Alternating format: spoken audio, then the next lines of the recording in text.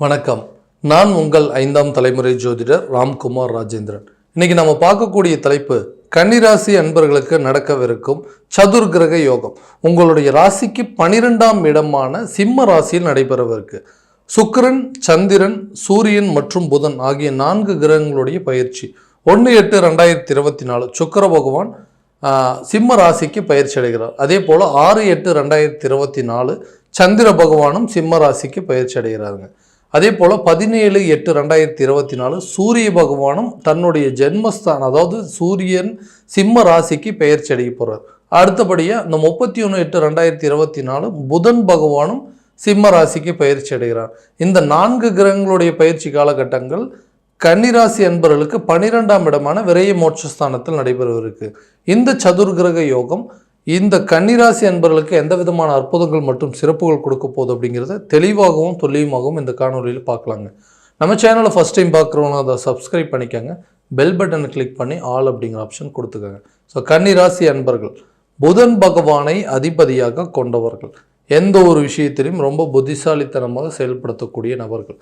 புத்திசாலித்தனம் அப்படின்னு சொல்லிட்டாவே நிறைய அறிவாற்றல் சிந்தனை அப்படிங்கிறதுலாம் ரொம்ப அதிகமாகவே இருக்கும். ஆனால் அதை செயல்படுத்துகிற விதத்தில் தான் நிறைய தவறுகள் அப்படிங்கிறது செய்யக்கூடிய நபர்கள். தான் ஒரு விஷயத்தை ரொம்ப பிளான் பண்ணி ரொம்ப அதை கரெக்டான விதத்தில் செய்யணும் அப்படின்னு சொல்லி அதை எக்ஸிக்யூட் பண்ணுற நேரத்தில் அதில் நிறைய தவறுகள் அப்படிங்கிறது எல்லாமே பிளான் பண்ணி தான் பண்ணுறோம். ஏன் இந்த மாதிரி தவறு நடந்துட்டுருக்கு, எந்த இடத்துல மிஸ்டேக் பண்ண அப்படின்னு சொல்லி யோசித்து அடுத்தடுத்த ஸ்டெப்பில் அடுத்தடுத்த காரியத்தில் நிறைய கோட்டை விடக்கூடிய ஒரு நிலைக்கு தள்ளப்பட்டு இருக்கீங்க. இந்த காலகட்டங்களில் இந்த கன்னிராசி அன்பர்களுக்கு இந்த வேலையில் இருக்கக்கூடிய நபர்கள் தனக்கு ஒரு விஷயம் பிடிக்காத ஒரு விஷயத்தையும் செய்யக்கூடிய நிலைக்கு தள்ளப்பட்டிருக்கீங்க. ஏன்னா நினச்ச வேலைக்கு சரியான போக முடியலைங்க. நான் நினச்ச வேலை ஒன்று, நான் இன்றைக்கி செஞ்சிட்ருக்கிற வேலை ஒன்று, படித்த படிப்புக்கு தகுந்த வேலை கிடைக்கல, அப்படியும் கிடைச்ச வேலையை என்னால் கண்டினியூ பண்ண முடியல. ஏன்னா அந்த வேலை எனக்கு சுத்தமாக பிடிக்கவே இல்லைங்க. எனக்கு நான் ஆசைப்பட்ட வேலையே வேறு, ஆனால் இன்றைக்கி வேறு குடும்ப சூழல்கள், நிறைய நிதி பற்றாக்குறை காரணத்தினால இந்த வேலையில் சேர்ந்துட்டு இந்த வேலையும் பிடிக்காமல் செய்கிறனால இதனால் எனக்கு பெரிய இன்ட்ரெஸ்ட் அப்படிங்கிறதே இல்லைங்க. இந்த வேலையில் என்னால் முழுசாக ஈடுபட முடியல. எனக்குன்னு பிடிச்ச வேலையில் ஜாயின் பண்ண முடியுமா, அந்த வேலைக்கு நான் போக முடியுமா அப்படின்னு சொல்லி அது யோசிச்சுட்டு இருக்கக்கூடிய நபர்களுக்கு கட்டாயமாக நீங்கள் விரும்பியபடி ஒரு தொழில், அதாவது நீங்கள் ஒரு வேலைக்கு போகக்கூடிய சூழ்நிலை இந்த காலகட்டத்தில் கட்டாயமாக கொடுக்குங்க. நிறைய இன்டர்வியூஸ் அட்டன் பண்ணிகிட்ருக்கேங்க, நிறைய இன்டர்வியூஸ் அட்டன் பண்ணியாச்சு. ஆனால் எனக்கு கரெக்டான நேரத்தில் அந்த இன்டர்வியூஸ்லேருந்து எந்த ஒரு ரெஸ்பான்ஸ், அந்த கம்பெனிலேருந்து எந்த ஒரு பதிலுமே இல்லை. எனக்கு அந்த மாதிரி ஒரு வேலை கிடைச்சது அப்படின்னா இந்த இடத்துல, அதாவது பிடிக்காத ஒரு வேலையிலேருந்து எனக்கு பிடிச்ச இடத்துல நான் வேலை செய்ய முடியும் அப்படின்னு யோசிச்சுட்டு இருக்கக்கூடிய நபர்களுக்கு இந்த தருணத்தில் வேலை ரீதியாக எடுக்கக்கூடிய முயற்சிகள் அனைத்தும் நல்ல ஒரு பலன் அப்படிங்கிறது கொடுக்குங்க. அதே போல் ரொம்ப நாளாக இந்த கம்பெனியில் ஒர்க் பண்ணிகிட்ருக்கேன், பெருசாக எந்த ஒரு இம்ப்ரூவ்மெண்ட்டே இல்லாமல் இருக்குங்க. ஒரு இன்க்ரிமெண்ட் இல்லைங்க, ஒரு ப்ரொமோஷன் இல்லை. எல்லோரும் எனக்கு பின்னாடி சேர்ந்தவங்களாம் என்னை கிராஸ் பண்ணிவிட்டு வேறு லெவலுக்கு போயிட்டாங்க. நான் ரொம்ப ஹார்ட் ஒர்க் பண்ணிகிட்ருக்கேன், நிறைய டெக்னிக்கல் நாலேஜ் இருக்குது, ரொம்ப ஹார்ட் ஒர்க் பண்ணக்கூடிய நபர் தான் நான். ஆனால் எவ்வளோ தான் கஷ்டப்பட்டாலுமே அடுத்த லெவலுக்கு போக முடியல. இதே இடத்துல எனக்கு பிடிச்ச மாதிரி ஒரு இடத்துல இருந்து அந்த வேலையெல்லாம் நான் செஞ்சுருந்தேன், அந்த வேலைக்கு எனக்கு பிடிச்ச மாதிரி நான் என்னுடைய ஹார்ட் ஒர்க் போட்டிருந்தேன் அப்படின்னா இன்றைக்கி நாங்கள் இருக்கக்கூடிய லெவலே வேறுங்க. வேறு வழி இல்லாமல் இந்த இடத்துல இந்த சூழ்நிலையில் மாட்டிகிட்டு இருக்கிறேன் அப்படின்னு சொல்லக்கூடிய நபர்களுக்கு இந்த வேலையில் நீங்கள் நினச்ச வேலைக்கு போகிறதுக்கும் அந்த வேலையில் நல்ல ஒரு இம்ப்ரூவ்மெண்ட் ஆகிறதுக்கான சூழல் அப்படிங்கிறது உருவாகுங்க. வெளிநாடு சென்று வேலை செய்யக்கூடிய சில யோகத்தை உருவாக்கக்கூடிய காலகட்டமாக இருக்க போகுதுங்க இந்த சதுர்கிரக யோகம். அடுத்ததாக தொழில் ரீதியாக எடுக்கக்கூடிய முயற்சியும் அதே மாதிரி தான் பிரேக் ஆகிட்டே இருக்கு. நிறைய ஐடியாஸ் இருக்குங்க, நிறைய எக்ஸிக்யூட் பண்ணுறான், நிறைய ஒரு விஷயத்தை பண்ணுறதுக்கு முன்னாடி நிறைய யோசிக்கிறான். நான் ஸ்டார்ட் பண்ணதுக்கு அப்புறமா அதை அடுத்த லெவலுக்கு என்னால் கொண்டு போக முடியல. ஏதோ ஒரு விஷயத்தில் அந்த பணம் அப்படிங்கிறது ஒரு தடையாக இருக்குது. என்ன காரணம் அப்படின்னு தெரிஞ்சிக்க முடியல. என்ன காரணம் அப்படிங்கிறது கண்டுபிடிக்கிறதுக்குள்ளே அது பெரிய லாஸ் ஆகிடுது. அந்த பிஸ்னஸ் இழுத்து மூட வேண்டிய சூழ்நிலை கொண்டு போயிடுது. ஸோ பிஸ்னஸ் ஸ்டார்ட் பண்ணுறதுக்கு நமக்கு அதுக்குண்டான கெப்பாசிட்டி இல்லையா, இல்லை நமக்கு அந்த யோகம் இல்லையா அப்படின்னு யோசிச்சுட்டு இருக்கிறவங்களுக்கு பிஸ்னஸில் அடிஷ்னல் லெவலுக்கு என்ன பண்ணால் இந்த பிஸ்னஸ் அடுத்த லெவலுக்கு கொண்டு போக முடியும், என்ன பண்ணோம் அப்படின்னா இதில் ப்ராஃபிட் ஏர்ன் பண்ண முடியும் அப்படின்னு யோசிக்கக்கூடிய காலகட்டமாக இருக்க போகுது. ஏன்னா நிறைய நஷ்டங்கள் பட்டிருப்பீங்க, நிறைய லாஸ் பண்ணியிருப்பீங்க. இதுக்கு மேலே நீங்கள் பண்ணக்கூடிய ஒவ்வொரு அமௌண்ட்டுமே பார்த்திங்கன்னா நல்ல ஒரு இன்வெஸ்ட்மெண்ட்டாக இருக்க போது அது மூலமாக உங்களுக்கு நல்ல ஒரு லாபத்தை ஏற்படுத்தி கொடுக்குங்க. ஒரு பிஸ்னஸ் பண்ணிகிட்ருக்கீங்க, அதில் அடிஷ்னலாக அடுத்த லெவலுக்கு எப்படி கொண்டு போகணும், நிறைய டெவலப்மெண்ட் அப்படிங்கிறது கொடுக்கணுங்க. ஏன்னா நீங்கள் இது வரைக்கும் யோசிச்சு வச்சுட்டு இருக்கிற ஐடியாஸ் எல்லாம் நிறைய ஐடியாஸ் இருக்குது, ஆனால் அது வந்து கரெக்டான நேரத்தில் அதை வந்து செயல்படுத்த முடியல. ஏன்னா ஃபினான்ஷியல் சப்போர்ட் அப்படிங்கிறது இல்லாமல் இருக்குங்க. நிறைய கடனும் வாங்கியாச்சு. இந்த கடன் மூலமாகவும் நிறைய அவமானங்களையும் சந்திச்சாச்சு. கடன் அப்படிங்கிறது எப்படி வந்துச்சுன்னே தெரியலைங்க. ஒரு இடத்துல வாங்கி ஒரு இடத்துல கொடுக்குறது, மறுபடியும் இந்த இடத்துல கொடுக்கறதுக்காக இன்னொரு இடத்துல கடன் வாங்குறது அப்படின்னு சொல்லி கடன் சுமை அப்படிங்கிறது அதிகமாயிருச்சு. இதனால் வந்து தொழிலில் வந்து கரெக்டான விதத்தில் கான்சென்ட்ரேட் பண்ண முடியல. கடன் வாங்கின இடத்துல கரெக்டான டைமில் திரும்ப கொடுக்க முடியல. இதனால் பேர் கெட்டது மட்டும்தாங்க மிச்சம். சரி, இப்படி ஏற்பட்ட நபர் யாருக்கிட்டையும் அவ்வளோ சீக்கிரம் கடனே வாங்க மாட்டார். ஆனால் இந்த நபர் இந்த கடனை வாங்கிட்டு திரும்ப செலுத்தலையேன்னு மற்றவங்க மூலமாக சொல்லும் போதுங்க இது ஒரு பெரிய மன உளைச்சல் அப்படிங்கிறது ஏற்படுத்திட்டு இருக்கு. இதனால் என்னென்னா குடும்பத்துக்குள்ளேயும் தேவையில்லாத சண்டைகள். எதுக்கு தான் கடன் வாங்குவீங்க? இந்த மாதிரி கடன் வாங்கி வாங்கி வாங்கி தான் இந்த நிலைமைக்கே கொண்டு வந்துட்டீங்க. ஸோ கடன் அப்படிங்கிறது ஒன்று உங்களால் வாங்காமல் இருக்க முடியாதா? இந்த நிலைக்கு கொண்டு வந்து நிறுத்திட்டீங்களே, எப்படி வாழ்ந்துட்டு இருந்த வாழ்க்கையை இன்றைக்கி இந்த லெவலுக்கு நீங்கள் கொண்டு வந்துட்டீங்கன்னு சொல்லி கணவன் மனைவிக்கிடையே கருத்து வேறுபாடுகள் அப்படிங்கிறது நிறைய உருவாகி நிறைய பேர் பிரிந்து வாழக்கூடிய ஒரு சூழல் அப்படிங்கிறது உருவாச்சு. ஸோ இதனால் என்னென்னா வீட்டில் வந்துட்டு ஒரு நல்ல மனநிலை அப்படிங்கிறது, வெளியே இருக்கக்கூடிய பிரச்சனைகள் எவ்வளவோ இருக்கட்டுங்கன்னா வீட்டுக்கு வந்தால் ஒரு நிம்மதியான வாழ்க்கை அப்படிங்கிறது ஒன்று இருக்கணுங்க. அந்த அமைப்பு அப்படிங்கிறது இல்லாமல் இருக்குது. ஏன்னா கணவன் மனைவிக்கிடையே எப்போ பார்த்தாலும் சண்டை போட்டுட்டு இருக்கிறது, பிள்ளைங்க மேலே நிறைய அக்கறை காட்ட முடியாத ஒரு சூழலை, அவங்கள வந்து கவனிக்க முடியாத ஒரு நிலைக்கு தள்ளப்பட்டுருக்கேன். நானாக தாங்க இந்த வாழ்க்கையெல்லாம் ஆசைப்பட்டு ஏற்றுக்கிட்டேன். அந்த ஆசைப்பட்ட வாழ்க்கையிலேயே நானாக ஏற்றுக்கிட்ட வாழ்க்கையிலே இவ்வளோ பிரச்சனைகள் அப்படிங்கிறது உருவாச்சு. எல்லாத்துக்கும் காரணம் நான் தானா?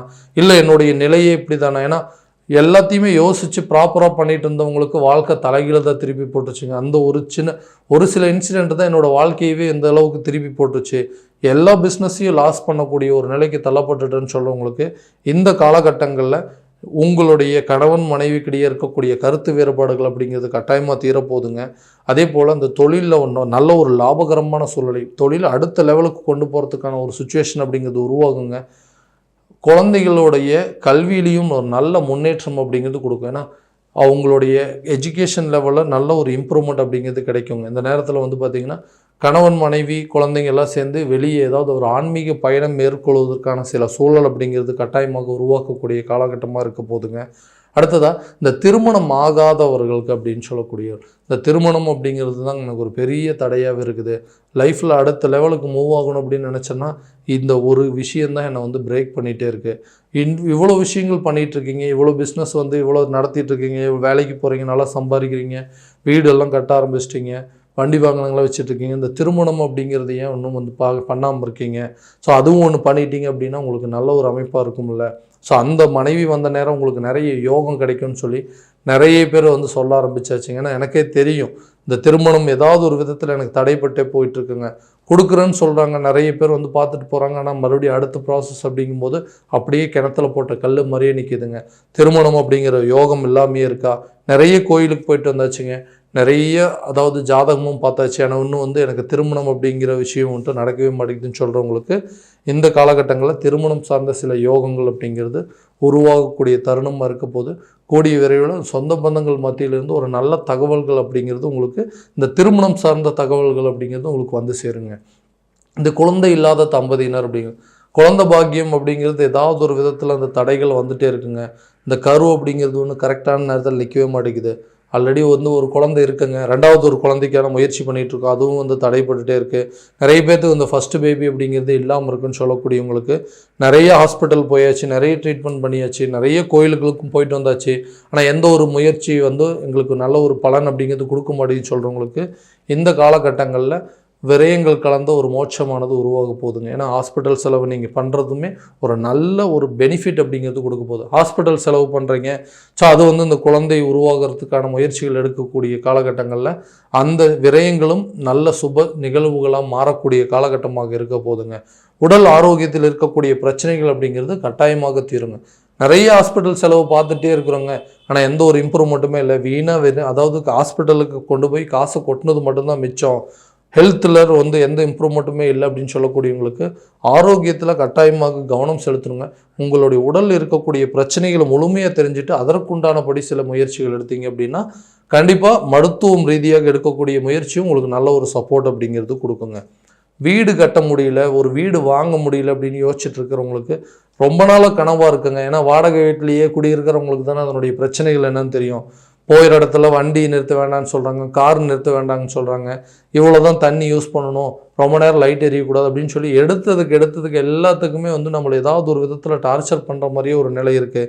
ஸோ இதனால் என்னென்னா குடும்பத்தில் இருக்கிறவங்கள அனைத்து பேர் எல்லாருமே யோசிக்கிறது என்னென்னா, நமக்குன்னு ஒரு சொந்த வீடு இருந்திருந்தால் இந்த மாதிரி பேச்சுக்கள்லாம் கேட்க வேண்டிய அவசியம் இல்லை அப்படின்னு சொல்லி யோசிச்சுட்டு இருக்கிறவங்களுக்கு அந்த வீடு கட்டுறதுக்கு எடுக்கக்கூடிய முயற்சியெல்லாம் ஏதாவது ஒரு விதத்தில் தடைப்பட்டுட்டே இருக்குங்க. ஏன்னா இந்த பூர்வீக சொத்துக்கள் இருக்கக்கூடிய கேஸு, வம்பு வழக்கு, வில்லங்கங்கள் இதெல்லாம் போட்டு எங்களை ரொம்ப தொந்தரவு பண்ணிகிட்டே இருக்குங்க. ஸோ புதுசாக நாங்களாவது ஒரு இடம் வாங்கி கட்டலாம் அப்படின்னு நினச்சா கூட அந்த இடமும் வாங்க முடியாத நிலையில் இருக்குன்னு யோசிக்கக்கூடிய நபர்களுக்கு இந்த காலகட்டங்களில் புதுசாக ஒரு இடம் வாங்குவதற்கான சில சிந்தனைகள் அப்படிங்கிறது மேலோங்குங்க. வீடு கட்டுறதுக்கு எடுக்கக்கூடிய முயற்சியும் நல்ல ஒரு பலன் அப்படிங்கிறது கொடுக்கும். வண்டி வாகனங்கள் வாங்குவது மற்றும் விற்பனைக்கு சம்மந்தப்பட்ட விஷயங்கள் எல்லாமே கரெக்டாக ஒரு பலன் அப்படிங்கிறது கொடுக்குங்க. ஸோ இது வரைக்கும் நம்ம பார்த்ததெல்லாம் பார்த்தீங்கன்னா கோச்சார பலன்கள் மட்டும்தாங்க. இந்த பலன்கள் அனைத்து உங்களுக்கு நடக்கும் அப்படின்னா உங்களுடைய ஜனனகால ஜாதகத்தை முழுமையான விதத்தில் தெரிஞ்சுக்கிட்டு அதற்குண்டானபடி ஒவ்வொரு முயற்சிகள் எடுத்தீங்க அப்படின்னா எல்லா விதமான வெற்றிகள் அப்படிங்கிறது உங்களுக்கு கிடைக்குங்க.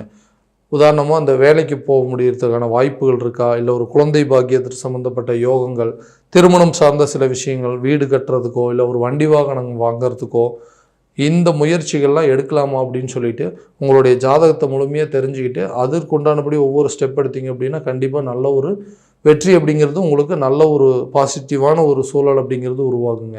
ஸோ உங்களுடைய ஜாதகம் எங்கிட்ட பார்க்கணும் அப்படின்னு ஆசைப்பட்டீங்கன்னா கீழே இருக்க நம்பருக்கு கான்டாக்ட் பண்ணி அப்பாயின்மெண்ட் ஃபிக்ஸ் பண்ணிக்கோங்க. அப்படி இல்லையா உங்களுடைய ஜாதகத்தை வாட்ஸ்அப் மூலமாக அனுப்பிச்சு வச்சிங்க அப்படின்னா தெளிவான முறையில் கணிச்சு துல்லியமான பலன்கள் அப்படிங்கிறது உங்களுக்கு தெரியப்படுத்தப்படுங்க. மீண்டும் அடுத்த காணொலியில் உங்களை சந்திக்கும் வரை உங்களிடமிருந்து விடைபெறுவது உங்கள் ராம்குமார் ராஜேந்திரன். நன்றி.